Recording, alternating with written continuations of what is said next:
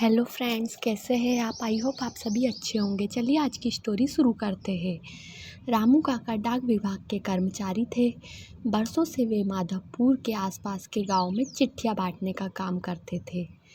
एक दिन उन्हें एक चिट्ठी मिली। पता माधवपुर के करीब का ही था, लेकिन आज से पहले उन्होंने इस पते पर कोई चिट्ठी नहीं पहुंचाई थी।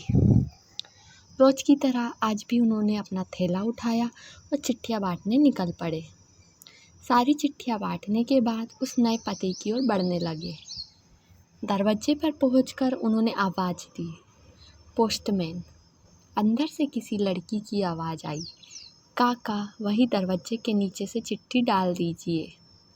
अजीब लड़की है, मैं इतनी दूर से चिट्ठी लेकर आ सकता हूँ, पर ये महारानी दरवाजे तक भी नहीं निकल सकती। काका ने मन ही मन सोचा, बाहर आइए, रजिस्ट्री आई है, हस्ताक्षर करने पर ही मिलेंगी। काका खींचते हुए बोले, अभी आई।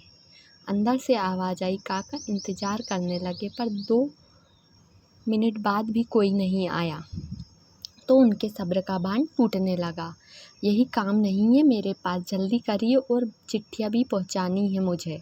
और ऐसा कहकर काका दरवाज़ा पीटने लगे। कुछ देर बाद दरवाज़ा खुला। सामने का दृश्य देखकर काका चौंक गए। एक 12-13 साल की लड़की थी, जिनके दोनों पैर कटे हुए थे। उन्हें अपनी अधीरता पर शर्मिंदगी हो रही थी। लड़की बोली, क्षमा कीजिएगा, मैंने आने में देर लगा दी। बताइए हस्ताक्षर कहाँ करने हैं। काका ने हस्ताक्षर कराए और वहाँ से चले गए। इस घटना के 8-10 दिन बाद काका को फिर उस पते की चिट्ठी मिली। इस बार भी सब चिट्ठियाँ पहुँचाने के बाद वे उस घर के सामने पहुँचे। चिट्ठी आई, हस्ताक्षर भी। ज़रूरत नहीं है, नीचे से डाल दूँ। काका बोले, नहीं नहीं, रुकिए, मैं अभी आई। लड़की भीतर से चिल्लाई। कुछ देर बाद दरवाज़ा खुला। लड़की के हाथ में गिफ्ट पैकिंग किया हुआ एक डिब्बा था। काका लाइए मेरी चिट्ठी और लीजिए अपना तोहफा। लड़की मुस्कुराते हुए बोली, इसकी क्या ज़रूरत थी बेटा। काका संकोचवश उपहार लेते हुए बोले। लड़की बोली, बस ऐसे ही काका, आप इसे ले लीजिए और घर जाकर खोलिएगा। काका डिब्बा लेकर घर की ओर बढ़ चले। उन्हें समझ नहीं आ रहा था कि डिब्बे में क्या होगा। घर पहुंचते ही उन्होंने डिब्बा खोला और तोहफा देखते ही उनकी आंखों से आंसू टपकने लगे। डिब्बे में एक जोड़ी चप्पलें थी। काका बरसों से नंगे पांव ही चिट्ठियां बांटा करते थे, लेकिन आज तक किसी ने इस ओर पर ध्यान नहीं दिया था। ये उनके जीवन का सबसे कीमती तोहफा था। काका चप्पलें कलेजे से लगाकर रोने लगे।